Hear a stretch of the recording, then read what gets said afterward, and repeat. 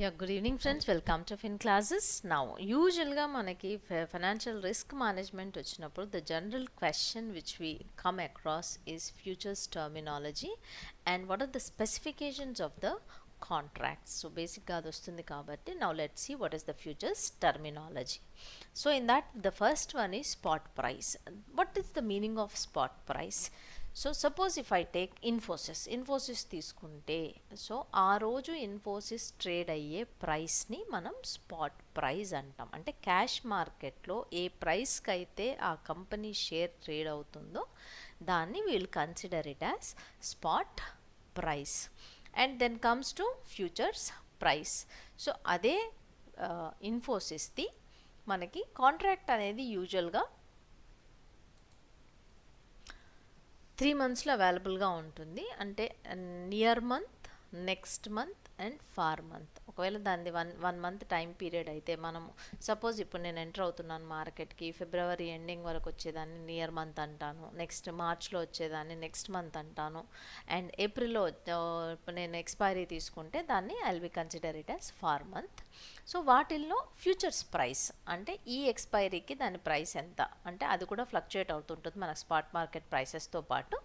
So that is considered as futures price. So near month, next month and far month అంటే Feb ఎక్స్పైరీకి price ఎంత, March ఎక్స్పైరీకి price ఎంత and April ఎక్స్పైరీకి price ఎంత అన్నది మనం కన్సిడర్ చేస్తే then that is considered as futures price.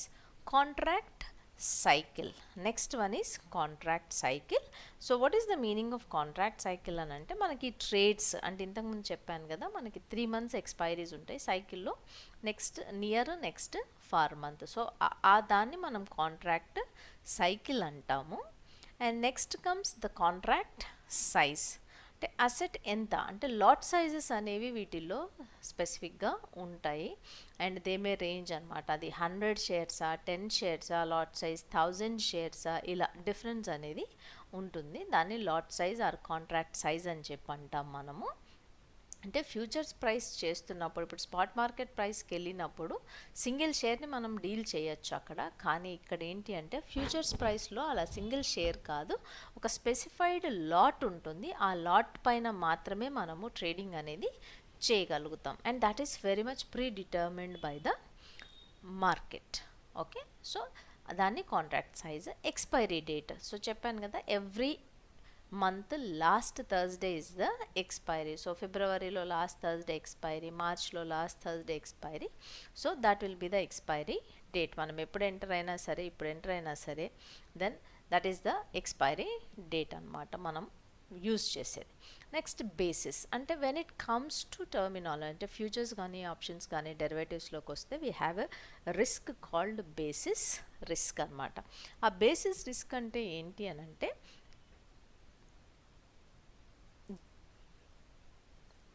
So the difference between futures price and spot price, ఈ రెండిటి మధ్యలో డిఫరెన్స్నే మనము బేసిస్ అంటాము. అంటే ఈ రెండిటి మధ్యలో డిఫరెన్స్ అనేది ఎక్కువగా ఉంటే అంటే ఈరోజు మనం స్టార్ట్ చేసాం కాంట్రాక్ట్ని, so spot price will move and futures price will move.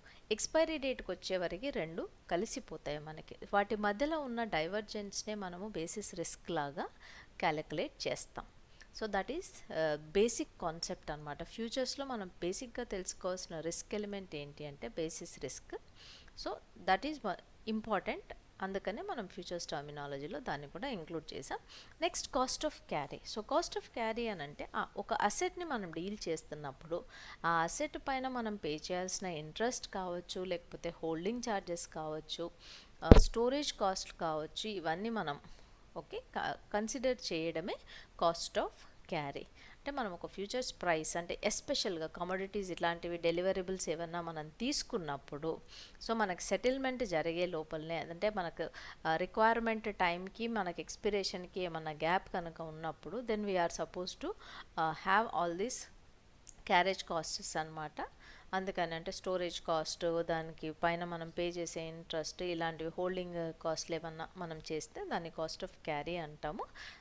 మనం బేసిక్గా ఫ్యూచర్స్ ఫార్వర్డ్స్ క్యాలిక్యులేట్ చేసేటప్పుడు అంటే వాటి ప్రైసింగ్ అనేది క్యాలిక్యులేట్ చేసేటప్పుడు దీన్ని స్పెషల్గా కన్సిడర్ చేస్తాం మనం. That is cost of carry. Next initial margin, ఎస్పెషల్గా ఎందుకు డెరివేటివ్స్ అంత ఇంపార్టెంట్ అయిపోయాయి అని అంటే మనకి ట్రేడింగ్లో బై పేయింగ్ స్పాట్ మార్కెట్లో అంటే ఎస్పెషల్గా క్యాష్ మార్కెట్లో మనం డీల్ చేస్తున్నప్పుడు entire amount of the asset we have to pay and then we have to go for trading process. కానీ ఇక్కడ మార్జిన్ రిక్వైర్మెంట్స్ అని ఇస్తారు. So it would range between 10 to 20%. అంటే అసెట్ వర్త్ పైన ఒక 10 to 20% పే చేసేసి the entire లాట్ని మనము trade చేయొచ్చు. Okay, that is what margin requirement. అదే మార్జిన్కు ఉన్న ఇంపార్టెన్స్. సో ఇనిషియల్ మార్జిన్ అంటే ఫస్ట్ మనం కాంట్రాక్ట్లోకి ఎంటర్ అయ్యేప్పుడు మనం పే చేసే అమౌంట్, ఆ మార్జిన్ అమౌంట్ ఎంతైతే ఉంటుందో decided by, and the margin amount will not be same. Okay, అది మినిట్ టు మినిట్, ఎందుకంటే మనకి స్పాట్ మార్కెట్లో ప్రైస్ ఫ్లక్చుయేషన్స్ ఎలా జరుగుతూ ఉంటాయో ఫ్యూచర్ ప్రైస్ కూడా అలాగే మారుతూ ఉంటుంది. దాన్ని బేస్ చేసుకొని మన మార్జిన్ రిక్వైర్మెంట్స్ కూడా చేంజ్ అవుతూ ఉంటాయి, individual trade to individual trade.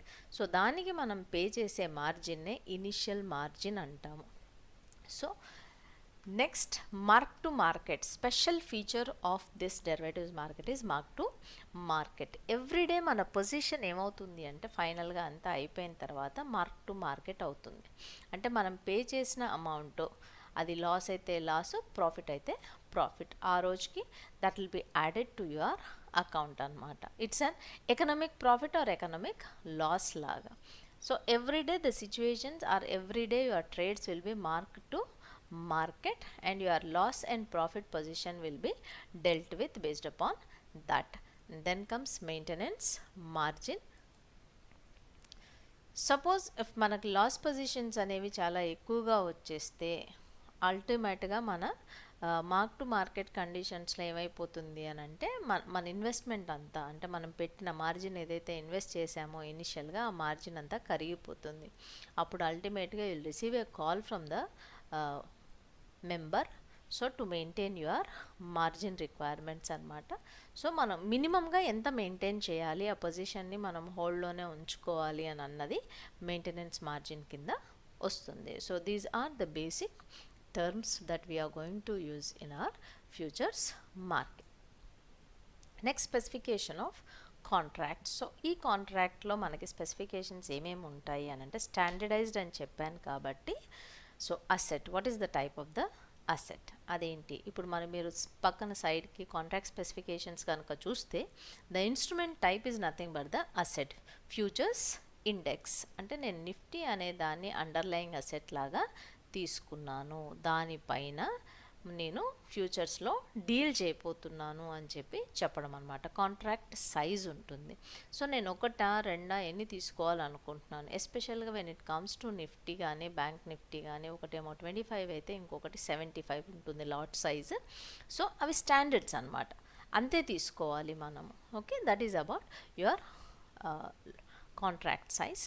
Delivery arrangements అంటే the physical delivery or price settlement. As I already told you, in India we have more price settlements than physical deliveries. కానీ other abroad markets అవేమన్నా తీసుకుంటే మాత్రం వాటికి physical deliveries అనేవి కూడా ఉంటాయి.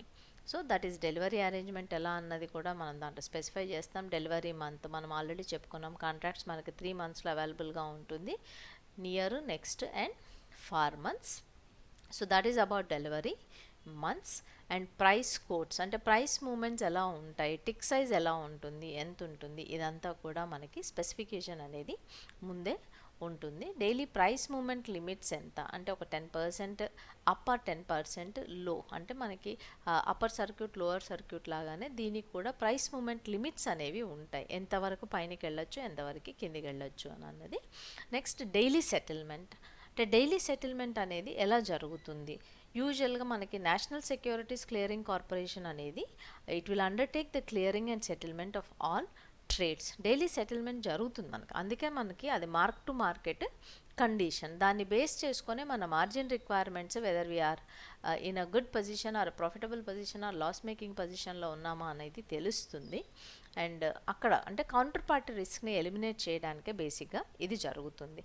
And finally the settlement will be done by clearing house. So clearing house lo manaki will have different entities. దాంట్లో clearing members ఉంటారు, self clearing member, trading member come clearing member, professional clearing members ఉంటారు.